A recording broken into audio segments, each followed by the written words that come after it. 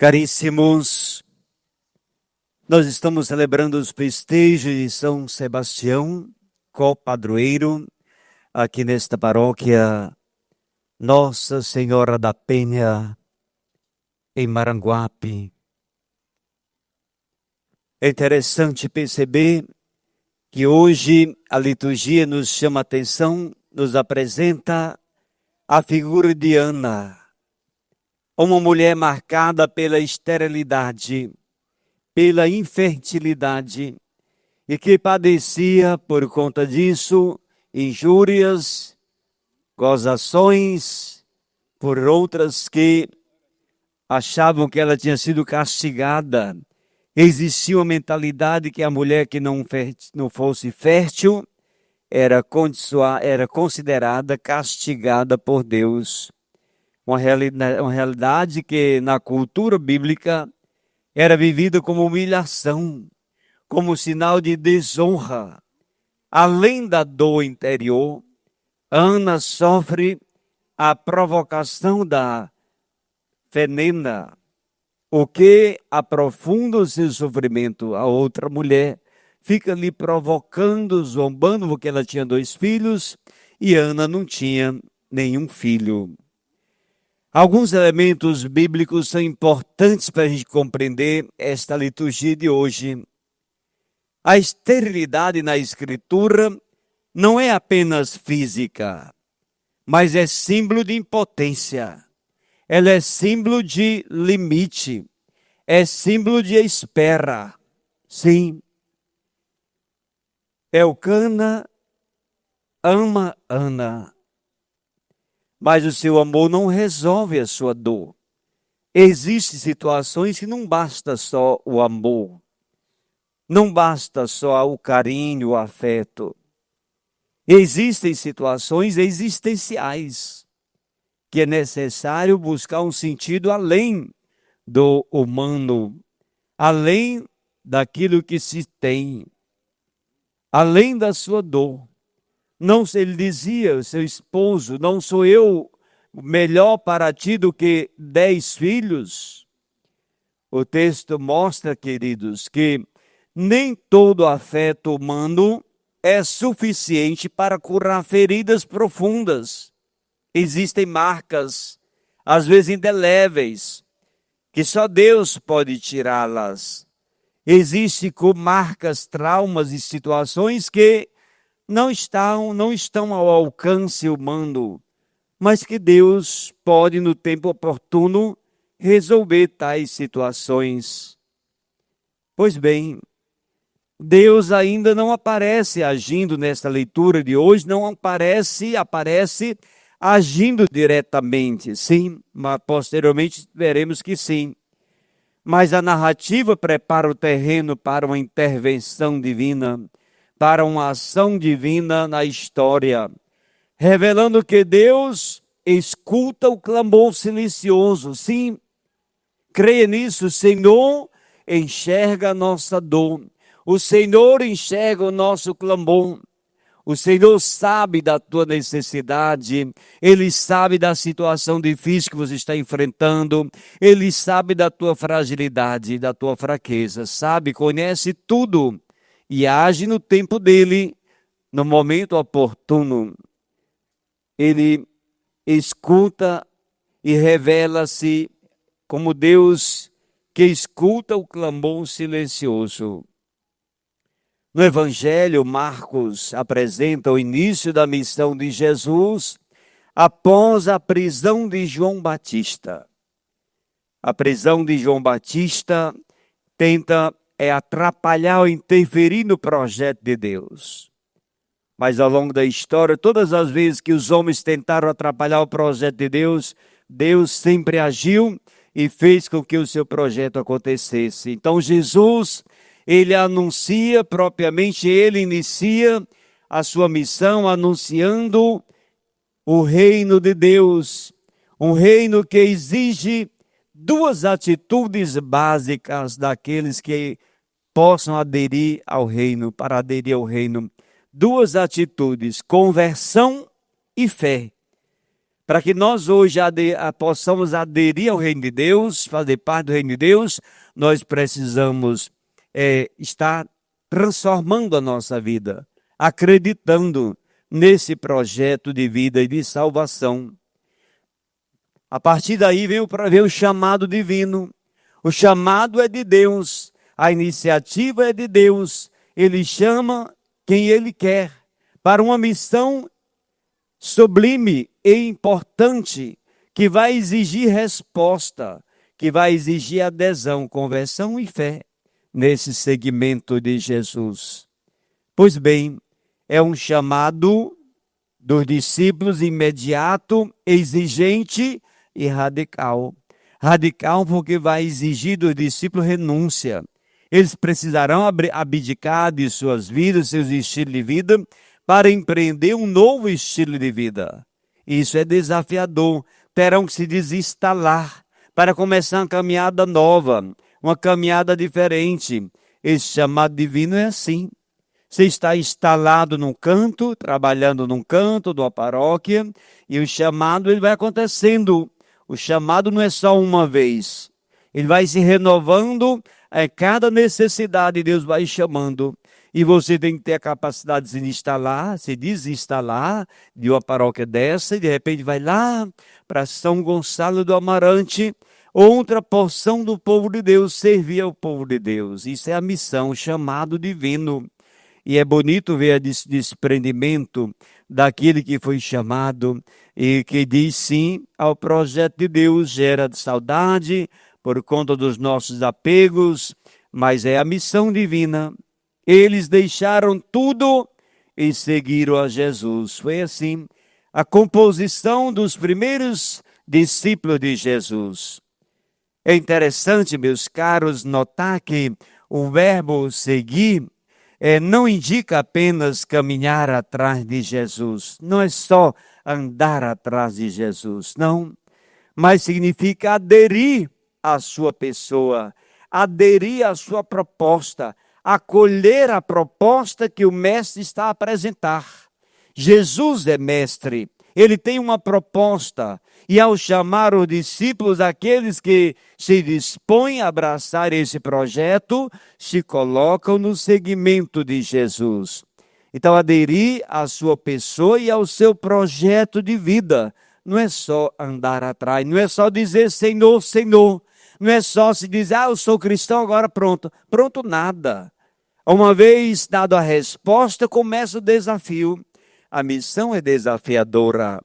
Você não sabe como é que vai ser, quando você diz sim no seu matrimônio para o casamento. Você não sabe como é que vai ser. Mas você se dispôs a fazer um caminho de amor e de seguimento, tendo a sua fé presente, tendo Deus presente na sua vida. Então, é um chamado do reino que exige atitudes e disposições de desprendimento, fé para poder aderir ao projeto de Deus. Portanto, há um forte elo entre as duas leituras. Deus entra na história humana marcada pelos limites humanos. Muitos limites nós temos, mas Deus não quer saber dos nossos limites. Quando Deus chama, Ele vai capacitando, Ele vai desafiando a pessoa para ir dando passos e superando as suas fraquezas. Nós não desempenhamos a função, a missão, porque somos competentes. Não, porque Deus é que vai nos usar como instrumentos para que Ele faça aquilo que Ele quer nesse tempo determinado que Ele nos apresenta. Ana representa a humanidade ferida. Ana representa a humanidade que carrega dores não resolvidas apenas por soluções humanas. Não, as suas dores não são resolvidas só por soluções humanas. Também nós temos dificuldades, algumas delas que não são resolvidas por soluções humanas, mas mediante a nossa crença em Deus. Porque creio em Deus, eu sei que vai acontecer algo novo na minha vida. É porque acredito no projeto de Deus. Então vejam, queridos, o chamado dos discípulos mostra que Deus não apenas consola, mas Ele convoca para uma missão. O Senhor nos desafia para uma missão, como igreja, uma igreja que caminha junta, uma igreja sinodal, onde contém muitos serviços, muitos ministérios, muitas comunidades que se ajudam, que estão em comunhão, onde nós formamos uma comunidade que caminha junto. A iniciativa do chamado é de quem? De Deus. É Deus quem chama, é Deus quem consagra, é Deus quem envia. Então, nós somos chamados, não porque nós somos competentes, mas porque Deus quis chamar e consagrar e enviar. Então, Deus vê a dor de Ana, antes que ela encontre resposta, Deus percebe, Deus enxerga a dor de Ana. Jesus chama os discípulos antes que eles o procurem. Olha que bonito a relação entre as duas leituras. Deus percebe Ana antes que Ana perceba Deus. Quando nós damos um sim a Deus, não é porque nós tomamos a iniciativa de ir até Deus. Deus já tomou a iniciativa de ir até nós. O nosso sim já é uma resposta que Deus nos propôs fazer. Que Deus nos deu a graça de fazer, de dizer. Por isso, o reino de Deus, ele deve ser anunciado, ele é anunciado por amor, por Jesus. Jesus, por amor, ele inaugura um novo tempo, onde Deus transforma a esterilidade em fecundidade, onde Deus transforma o medo em seguimento, a rotina ele transforma em vocação. Então Deus vai transformando as nossas fragilidades, a nossa fraqueza. E a resposta humana, ela é essencial. Deus não impõe uma missão a você. Deus não te obriga a viver a fé. Deus não te obriga a pertencer ao seu reino. Deus não é um impositor. Ele apresenta uma proposta, espera que você diga sim, acolha, dê sua resposta positiva. No jovem rico, Jesus contemplou, percebeu que era um jovem rico, uma coisa te falta, desprendimento, vai, vende tudo, dá aos pobres, depois vem e segue-me. O jovem não conseguiu, porque estava apegado. E aí Jesus só lamentou, como é difícil entrar no reino dos céus aqueles que têm muito dinheiro, muita riqueza. Pois bem, a resposta humana, meus caros, é essencial. Ana persevera na confiança mesmo sem compreender. Como fez Maria, como fez Nossa Senhora. Mesmo sem compreender, Nossa Senhora guardava tudo no seu imaculado coração. Imaculado coração de Maria, ela nos ensina como confiar em Deus. Os discípulos deixam redes, deixam pai, deixam segurança e se lançam numa aventura de seguimento a Jesus. Queridos, nós somos confrontados com a verdade que Deus não elimina o sofrimento imediatamente. Não vamos ser iludidos. Achar que Deus vai eliminar todo o nosso sofrimento, nós não vamos ter mais sofrimento nenhum. Jesus não prometeu isso a ninguém. Ele prometeu a cruz. Quem quiser me seguir, renuncie a si mesmo, tome a sua cruz cada dia e siga-me. Ele esperou do discípulo prontidão, coragem, fé, para por capacidade orante, para conduzir a cruz com firmeza, sabedores de que não estavam sozinhos, eu estou convosco todos os dias até o fim dos tempos. Pois então, o Senhor Deus não elimina o sofrimento imediatamente, mas Deus transforma em caminho de salvação. O nosso sofrimento pode ser um caminho de salvação pelo qual o Senhor vai nos salvar. Ele está nos provando, permitindo permitindo que sejamos provados, que passemos por alguns sofrimentos, para que até amoleçamos o nosso coração, para que passemos a ter uma nova compreensão da vida, uma outra compreensão de mundo, porque dada às vezes a nossa autossuficiência, nós não percebemos como Deus age, não enxergamos Deus na nossa vida.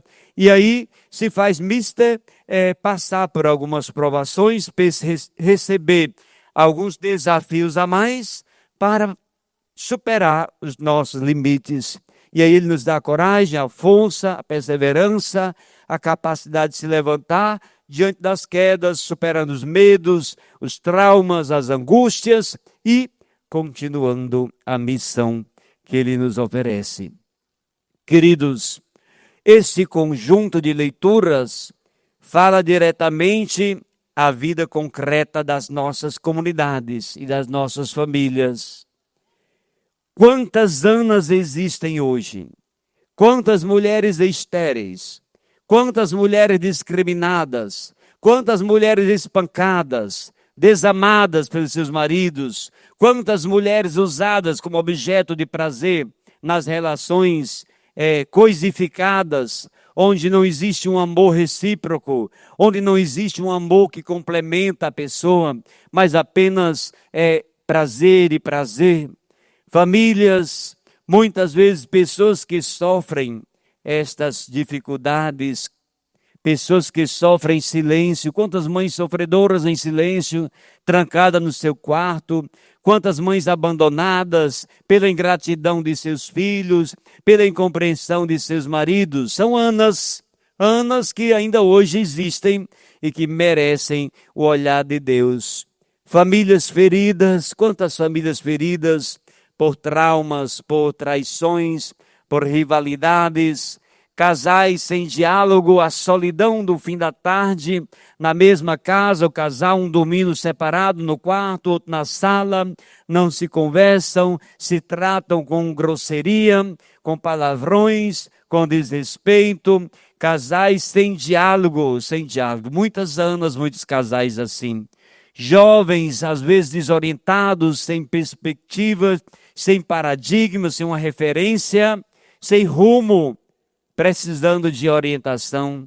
Às vezes, agentes de pastorais cansados pela rotina, pela mesmice, a mesma coisa, que só tem eu, não tem mais ninguém que faça nada, eu estou cansado de fazer tudo sozinho a vida toda. Não se renova, não abre espaço para os outros, e às vezes vai ficando tudo concentrado em si mesmo, só ele sabe fazer, só ela sabe fazer, e às vezes vai matando a comunidade, não cresce, a comunidade não cresce. Então nós precisamos dar passo nesse sentido.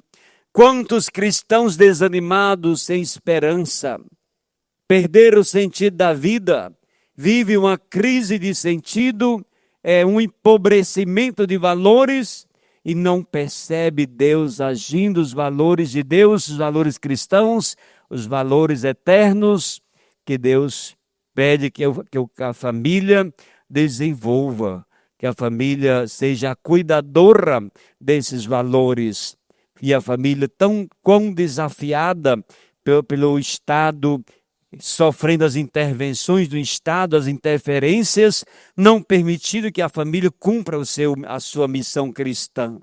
Então, nós temos muitas Anas, muitas pessoas marcadas, muitas pessoas feridas, e que nós precisamos orar, pedir a Deus a iluminação para chegar ao coração dessas pessoas.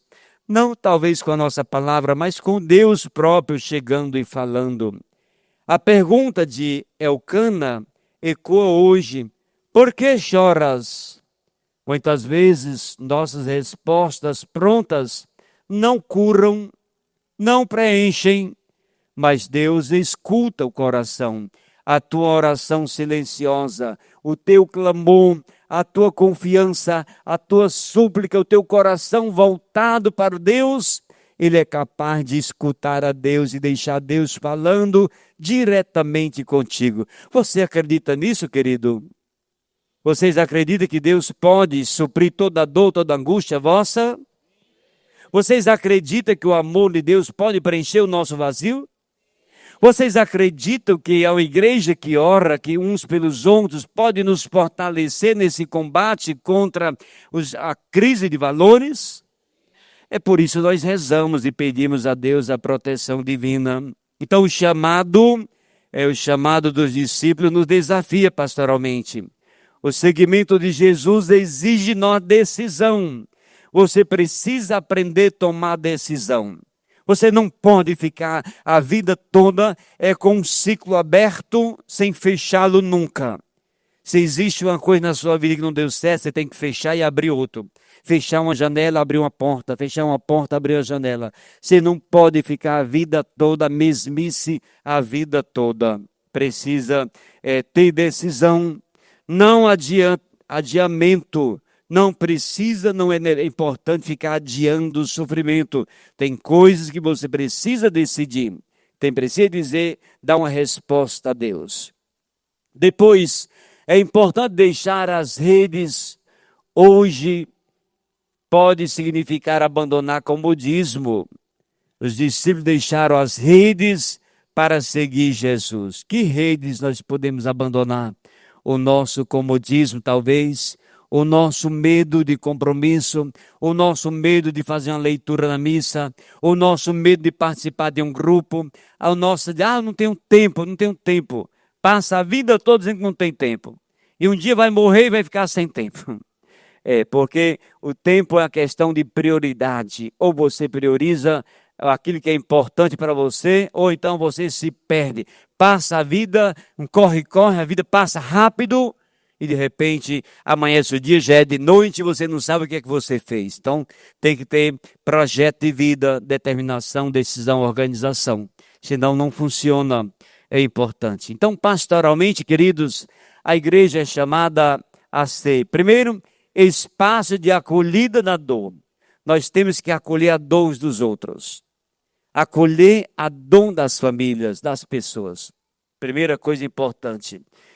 Depois, nós precisamos ser também espaço de convocação, chamando pessoas para o discipulado missionário, para o seguimento de Jesus.